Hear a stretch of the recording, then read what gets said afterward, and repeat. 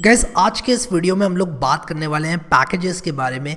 आप लोगों ने नाम सुना होगा पैकेजेस का जावा के अंदर। बहुत सारे लोग बोलते हैं कि यार ये वाला पैकेज, हमने भी काफ़ी देखा है यहाँ पर पैकेज स्टेटमेंट। अगर मैं अपने इंटेलिजेंट आइडिया को दिखाऊं आप लोगों को तो एक पैकेज स्टेटमेंट था जो कि हमको परेशान कर रहा था। परेशान इन द सेंस कि यार हमको अभी तक पता नहीं था कि वो क्या है, उसका क्या काम है। तो ये चैप्टर आप लोगों को यही समझा देगा, यानी कि इस चैप्टर के वीडियोस देखने के बाद आपको ये चीज़ क्यों लिखी जाती है, पैकेज, ये सब बातें आप लोगों को पता चलेंगी और इसका महत्व पता चलेगा। सबसे बड़ी चीज़ इसका महत्व।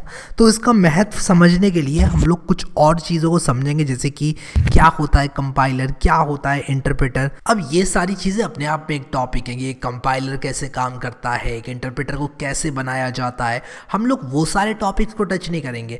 हम लोग बस अंडरस्टैंडिंग पॉइंट ऑफ व्यू से देखेंगे क्या होता है कंपाइलर और क्या होता है इंटरप्रेटर। तो यहाँ पर मैं आप लोगों को बताता हूँ कि जावा क्या कंपाइल्ड है या इंटरप्रेटेड है। सबसे पहले समझ लेते हैं इंटरप्रेटर और कंपाइलर में डिफरेंस क्या होता है। अब आप में से कई लोग सोचोगे यार पैकेजेस के बारे में बताओ, पैकेजेस के बारे में हम सुनने आए हैं, बट यार थोड़ा सा प्री रिक्विजिट आप लोगों को सुनना पड़ेगा और सुन के I am sure it would be worth it. तो सुनो मेरी बात को, क्या है इंटरप्रेटर, क्या है compiler. Interpreter translate one statement at a time into machine code. ये ट्रांसलेट करता है one statement at a time. क्या मतलब हुआ, मान लो आप इंग्लिश बोलते हो, ठीक है, और मैं हिंदी बोलता हूँ, ठीक है, और मैं इंग्लिश नहीं समझता। मान लो आप इंग्लिश समझते हो और इंग्लिश बोलते हो, मैं हिंदी समझता हूँ और हिंदी बोलता हूँ। और मान लो एक गौरव नाम का एक बंदा आ जाता है और वो हम दोनों के बीच में ट्रांसलेशन करवाता है, यानी कि कम्युनिकेशन करवाता है, सॉरी। तो कम्युनिकेशन करवाने के लिए वो क्या करेगा, उसके पास दो ऑप्शन है। या तो वो आप जो कह रहे हैं बात उसको समझ ले और फिर मुझे बता दे, ठीक है, या वो क्या करे, जैसे जैसे आप बोलते जा रहे हैं वैसे वैसे वो मुझे बताता जाए। जैसे कि मान लो आपने बोला दिस इज़, तो वो बोलेगा ये है। फिर मान लो मैंने बोल दिया नोटबुक, एक किताब। इस तरह से अगर वो बोल रहा है, यानी कि एक एक शब्द को सुन के कर रहा है ट्रांसलेशन, तो वो आप समझ लो कुछ इंटरप्रेटर जैसा काम कर रहा है, ठीक है। अगर मान लो वो पूरी बात समझ रहा है, जैसे मान लो आपने कहा कि यार आपने जो है हाथ धोया वॉश बेसन में और आपने जो है टंकी को बंद नहीं किया और पानी सारा वेस्ट हो रहा है, तो ये गलत बात है। मान लो वो बंदा ऐसा बोल रहा है और आपको फिर मुझे समझानी है, तो आप पहले समझोगे उसकी बात को कि वो इंसान क्या कह रहा है। मान लो वो इंसान आपसे इंग्लिश में कह रहा है कि dude this is not fair, you just open the tap and you did not close it, this is not fair, ठीक है। और फिर ये चीज़ सुनकर जो ट्रांसलेटर है, यानी कि जो गौरव है, वो मेरे पास आएगा, वो बोलेगा यार भाई आपने क्या टैप खोल दिया था, वो परेशान हो रहे हैं, टैप नहीं खोलना चाहिए था आपको। तो एक तरह से एक तो गया उसने पूरी बात को समझ के और उसके बाद आपको बताया, और एक होता है line by line, statement by statement translation किया जा रहा है। तो ये जो लाइन बाय लाइन वाला ट्रांसलेशन है वो है इंटरप्रेटर, और एक बार में पूरी की पूरी बात को समझ के बताना है कंपाइलर, ठीक है। डिफरेंस क्या है और कौन सा बेहतर है समझते हैं। इंटरप्रेटर एक एक करके ट्रांसलेट करता है। जैसे मान लो आपने कोड लिखा कि यार ये इस चीज़ को प्रिंट कर दो, print it to the console. या फिर मान लो आप लोगों ने लिखा कि यार किसी चीज़ को डिलीट करो, किसी वेरिएबल को बना लो, किसी फंक्शन को कॉल कर लो, तो वो सारे के सारे काम होते जाएंगे होते जाएंगे होते जाएंगे। कंपाइलर में ऐसा नहीं होता। कंपाइलर पूरे प्रोग्राम को स्कैन करता है और उसके बाद उसको एक मशीन कोड में ट्रांसलेट करता है। मशीन कोड क्या है, मशीन कोड का मतलब वो कोड जो कि एक आर्किटेक्चर में रन करता है। जैसे मान लो आपकी विंडोज़ है, उसका मशीन कोड अलग होगा, मैकबुक का मशीन कोड अलग होगा और लिनक्स का मशीन कोड अलग होगा, ठीक है। तो इस तरह से मशीन कोड काम करता है।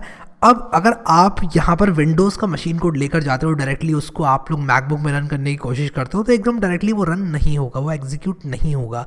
बट अगर आप लोग मान लो जो मैकबुक है या फिर लिनक्स है, उसी का मशीन कोड उसी में रन करते हो, तो आप लोग रन कर पाओगे, ठीक है। तो इंटरप्रेटर कैसे काम करता है कि इंटरप्रेटर, मान लो आपकी मैकबुक है, मैकबुक का जावा इंटरप्रेटर या फिर पाइथन की बात करते हैं जो कि एकदम प्योरली इंटरप्रेटेड लैंग्वेज है। पाइथन इंटरप्रेटर मैकबुक का अलग होगा, पाइथन इंटरप्रेटर विंडोज़ का अलग होगा और लिनक्स का अलग होगा। जैसे मान लो आप जाते हो और आप लिखते हो पाइथन फॉर मैक, ठीक है, मशीन लर्निंग नहीं, मैक, ठीक है, पाइथन फॉर मैक। तो ये मैक ओएस के लिए जो इंटरप्रेटर है, यानी कि वो सॉफ्टवेयर जो कि इस तरह का ट्रांसलेशन करवाएगा, वो आपको डाउनलोड करवा रहा है, ठीक है। और आप नीचे जाओगे तो ये देखो मैक ओएस का इंस्टॉलर है जो कि विंडोज़ पे नहीं चलेगा। तो आप लोग अगर मैकबुक में इंटरप्रेटर यूज़ करना चाहते हो, यानी कि एक ऐसा सॉफ्टवेयर यूज़ करना चाहते हो जो कि line by line Python code को एग्जीक्यूट कर पाए, वो पाइथन इंटरप्रेटर है। वो हर मशीन के लिए अलग होता है। लेकिन जो कंपाइलर है वो भी आपका हर मशीन के लिए अलग होगा, बट एक बार आपने पूरे प्रोग्राम को स्कैन कर लिया और पूरे प्रोग्राम को कंपाइल कर लिया तो वो एक मशीन कोड फाइल बना देगा आपके लिए, और उस मशीन कोड फाइल को आप कितनी भी बार रन कर सकते हो, ठीक है।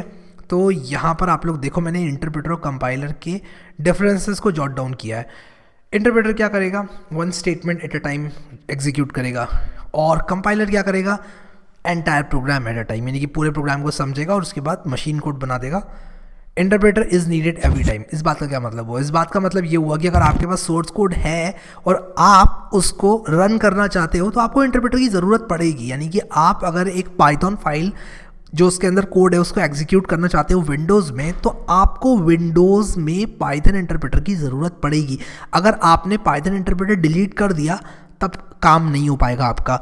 लेकिन कंपाइलर में क्या होता है कि आपने अगर एक बार कंपाइल कर लिया और .exe फाइल बना ली, ध्यान से सुनना इस बात को, एक बार कंपाइल कर लिया, जैसे कि सी प्रोग्राम है आपका जो कि एक कंपाइल्ड लैंग्वेज है, आपने एक बार कंपाइल कर ली, सी लैंग्वेज का जो प्रोग्राम है उसको कंपाइल कर लिया और exe फाइल बना ली, तो उसके बाद आप अपने सी कंपाइलर को जो कि GCC होता है उसको डिलीट भी कर दो ना अगर, तब भी आप उस exe फाइल को चला पाओगे जो कि आपने बनाई है, ठीक है।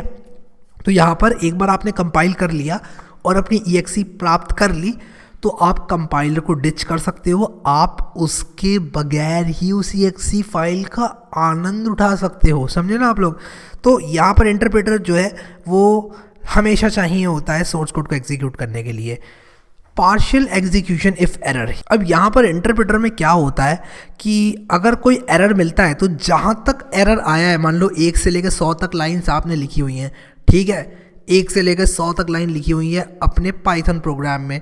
अब आपका लाइन नंबर 70 पे एरर आता है तो 1 से लेके 69 तक आपकी लाइंस चलेंगी, यानी कि 1 to 69 जितनी भी लाइंस लिखी हुई हैं वो सब एग्जीक्यूट होंगी। लाइन नंबर 70 पे एरर है तो वो वहाँ पर दिखा देगा कि भाई एरर एट लाइन नंबर 70, और उससे पहले की सारी जो लाइंस हैं वो एग्जीक्यूट हो जाएंगी। कंपाइलर में ऐसा नहीं होता है, कंपाइलर में एग्जीक्यूशन नहीं होगा। अगर आपने एरर दे दिया तो वो आपको एरर दिखा देगा, वो बोलेगा भाई गलत है ये, this line is not good, fix it, एक बार ये ठीक हो जाए तो एग्जीक्यूट कर लो, कुछ ऐसा होता है, ठीक है। अब यहाँ पर जो इंटरप्रेटर है, यूजुअली यहाँ पर मुझे यूजुअली ईजी फॉर प्रोग्रामर्स लिखना था क्योंकि ईजी और डिफ़िकल्टी से वेग टर्म्स है, बट इंटरप्रेटर यूजुअली प्रोग्रामर्स के लिए आसान होता है, ठीक है। जावास्क्रिप्ट हो गया, पाइथन हो गया, ये सारी लैंग्वेजेस जो हैं जो कि इंटरप्रेटेड है, वो उनके जो प्रोग्रामर्स हैं वो बताते हैं कि यार एक रीज़न कि वो ये सारी लैंग्वेजेस यूज़ कर रहे हैं वो ये है कि ईजी टू यूज़ हैं ये सारी की सारी languages. But at the same time जो कंपाइल्ड लैंग्वेजेस हैं usually not as easy as interpreter ones. हालांकि आपको लोग ज़रूर मिल जाएंगे जो आपको बोलेंगे यार मुझे सी प्रोग्रामिंग और C++ आसान में लगती है पाइथन प्रोग्रामिंग से या जावास्क्रिप्ट प्रोग्रामिंग से, तो बट मैंने यहाँ पर आप लोगों को यहाँ पर यूजुअली ईजी होती है प्रोग्रामर्स के लिए, ये बात भी यहाँ पर रख दी मैंने। अच्छा, अगर मैं आप लोगों से सवाल पूछूं क्या इंटरप्रेटेड लैंग्वेजेस फास्ट होंगी या कंपाइल्ड, क्या चीज़ फास्ट होगी, तो आप लोग अपने आप से वही सवाल पूछो कि अगर एक आदमी लाइन बाय लाइन किसी की बात को ट्रांसलेट कर रहा है वो आप सुनना पसंद करोगे या पूरी बात ढंग से आपकी ही भाषा में समझा दे वो पसंद करोगे। ऑब्वियसली पूरी ही बात आपकी भाषा में बता दे वो आप पसंद करोगे, तो वो फास्टर आप लोग जो है उसको कहूँगा मैं डाइजेस्ट कर पाओगे, ठीक है। तो यहाँ पर इसीलिए जो कंपाइल लैंग्वेजेस हैं वो फास्ट होती हैं इंटरप्रेटेड के मुकाबले, बट इंटरप्रेटेड ईजी होती है प्रोग्रामर्स के लिए, और ये सारी जो एडवांटेजेस हैं ये हमको देखने को मिलती हैं, ठीक है। सो आई होप कि यार आप लोगों को समझ में आ गया जो डिफरेंस है इंटरप्रेटेड और कंपाइल्ड लैंग्वेजेस में। ना अगेन मैं इस टॉपिक पे ज़्यादा डिग नहीं करना चाहता, मैं आपको इस टॉपिक में और डेप्थ डाल के नहीं पढ़ाना चाहता, हम लोग पैकेजेस पे फोकस कर रहे हैं। तो ये चीज़ मुझे आप लोगों को बतानी थी कि इंटरप्रेटर और कंपाइलर क्या होता है और जावा क्या कंपाइल्ड है या इंटरप्रेटेड है। तो अपने अगले वीडियो में हम लोग समझेंगे कि जावा एक्चुअल में कैसे काम करती है। यहाँ पर मैं आप लोगों को स्पॉइलर अलर्ट दे के बताना चाहता हूँ कि जावा एक हाइब्रिड लैंग्वेज है, इंटरप्रेटेड भी है, कंपाइल्ड भी है, बट आने वाले वीडियोस में उसका डिस्कशन करेंगे। I think for this video आप लोगों के लिए इंटरप्रेटेड वर्सेस कंपाइलर वाली इन्फॉर्मेशन ही डाइजेस्ट करना इनफ रहेगी। तो आप इंटरप्रेटर वर्सेस कंपाइलर इस इन्फॉर्मेशन को अभी डाइजेस्ट करो। आई होप कि मैंने यहाँ पर नोट्स अच्छे बनाए। मुझे बताना यार नीचे कमेंट में कि यार क्या मैंने नोट्स सही बनाए, क्या आपको लगता है कि यार ये फ़ायदेमंद है। देखो मैंने अपने हिसाब से पूरी कोशिश की है, इंटरप्रेटर के बारे में सब कुछ रख दिया है यहाँ पर 4 पॉइंट्स जो मुझे लगे सबसे ज़्यादा इंपॉर्टेंट है, और कंपाइलर के बारे में रख दिए 4 पॉइंट्स।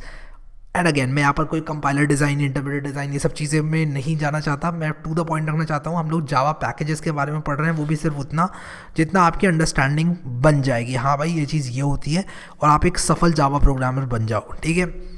अगर आप लोगों ने अभी तक ये प्लेलिस्ट एक्सेस नहीं करी है तो इसको एक्सेस कर लो। आ रहे हैं वीडियोस बहुत इंपॉर्टेंट, आने वाली वीडियोस बहुत ज़्यादा इंपॉर्टेंट है, उनको सब लोग ज़रूर देखना। और मैं कोशिश कर रहा हूँ कि जो कोर्स है वो कम से कम बोरिंग और ज़्यादा से ज़्यादा इंटरैक्टिव और इंटरेस्टिंग रहे, क्योंकि आज जब इतना सारा कंटेंट हो जाता है तो एक पॉइंट के बाद आप लोग कंटेंट को जब कंज्यूम करते हो और कोर्स को देखते हो तो थोड़ा सा बोरियत तो आ जाती है अगर आप लगातार देख रहे हो तो। बट मैं पूरी कोशिश कर रहा हूँ उस बोरियत को कम करने के लिए, और मुझे उसका फ़र्क दिख भी रहा है। आप लोगों के कमेंट्स आ रहे हैं, जितने लोगों ने भी पॉजिटिव कमेंट किया, थैंक यू यार। और भी बहुत सारे टॉपिक्स हैं जिनको हम इस तरह से कवर करेंगे। आई होप कि आप लोगों को मज़ा आ रहा है इस कोर्स में और ये प्लेलिस्ट आप लोगों ने एक्सेस कर ली है। अभी के लिए इस वीडियो में इतना ही guys. Thank you so much guys for watching this video and I will see you next time.